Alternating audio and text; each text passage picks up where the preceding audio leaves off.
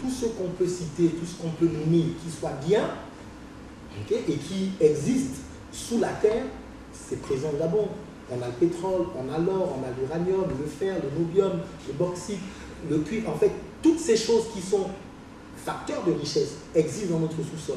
Donc le décalage qu'il y a entre la richesse du pays et la richesse de sa population, ce décalage est un scandale, c'est inacceptable. Donc la première réaction, c'est l'indignation.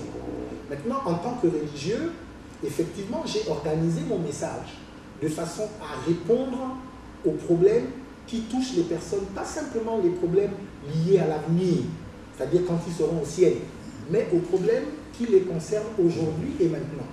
Et puis, dans le cadre du ministère, donc de l'Église, nous avons créé une organisation qui s'appelle Mission Ici, qui existe déjà depuis plus d'une quinzaine d'années. Et ces missions? Les missions Ici, par exemple, aujourd'hui, nous avons à Port-Gentil une maison d'accueil pour les enfants victimes de maltraitance. Donc tous ces enfants qui subissent l'esclavage ou qui sont victimes d'abus sexuels, nous les recueillons et nous essayons de les rescolariser en attendant de les réinsérer dans la société, quand c'est des étrangers dans la société dont ils sont originaires, quand c'est des Gabonais dans leur famille, mais en ayant vérifié que maintenant les conditions sont réunies pour qu'ils puissent être réinsérés sans risque. Naturellement, ce travail se fait en collaboration avec les services sociaux de la mairie à Port-Gentil, et nous avons aussi un partenariat avec l'UNICEF, puisque vous savez que l'UNICEF s'occupe particulièrement des droits des enfants. Mais Mission Ici ne fait pas que ça. À travers Mission Ici, nous accompagnons aussi les personnes qui sont victimes du sida.